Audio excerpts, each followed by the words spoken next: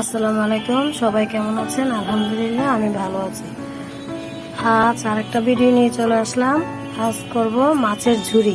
তার জন্য দুটো ইলিশ মাছ নিয়েছি। এখন মাছগুলা কেটে নেব পরিষ্কার করে, তারপর দেখা যাক কি করি। সঙ্গে থাকুন। মাছগুলো ভালো করে কেটে পরিষ্কার করে ধুয়ে নিয়েছি। এখন মাছগুলো সিদ্ধ করে নেব।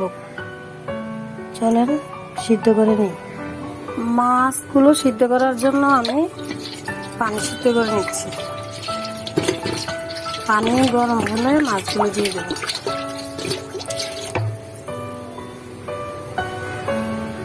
পানির মধ্যে একটু হলুদ দিয়ে দেবো, মাছের রংটা ভালো আসবে। মাছগুলো দিয়ে দেব।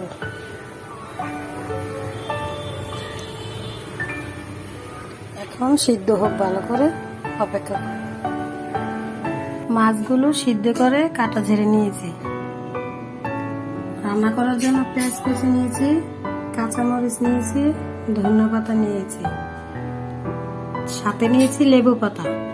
ঝুড়াতে লেবু পাতা দিলে অনেক সুন্দর ফ্লেভার আসে। এখন রান্না করতে যাব, চলুন দেখি কিভাবে রান্না করি।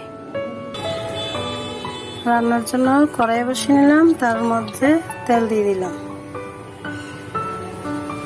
তেল গরম হয়ে গেছে, এখন পেঁয়াজ দিয়ে দিচ্ছি।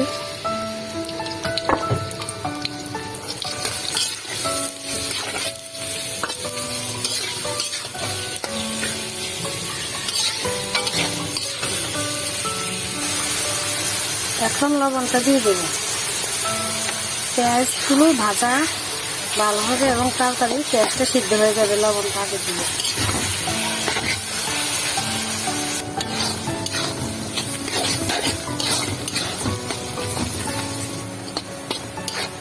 পেঁয়াজগুলো ভাজা হয়ে গেছে, এখন হলুদ মরিচ অ্যাড করব।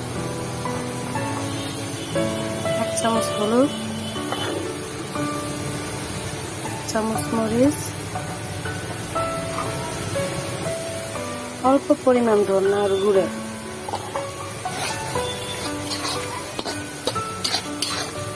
ভালো করে কষিয়ে নেব। আলাদা করে আমি পানি দেব না, এখানে মাছ সিদ্ধ পানিটা আলাদা করে রেখে দিয়েছি। এই পানিটা এখন অ্যাড করব।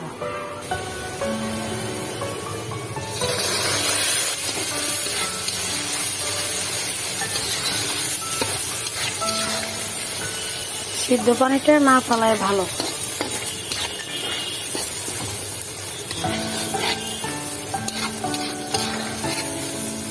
এখন আমি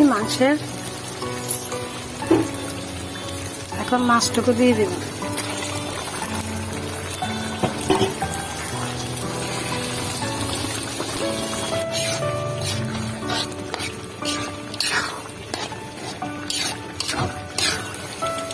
মরিচগুলো দিয়ে দেব। লেবু পাতা দিয়ে দিলাম।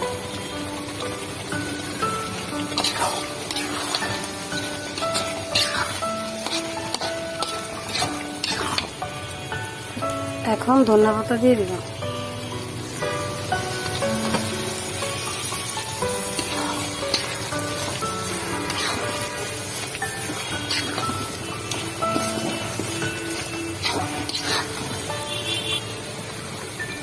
হয়ে গেল আমার ইলিশ মাছের ঝুরি।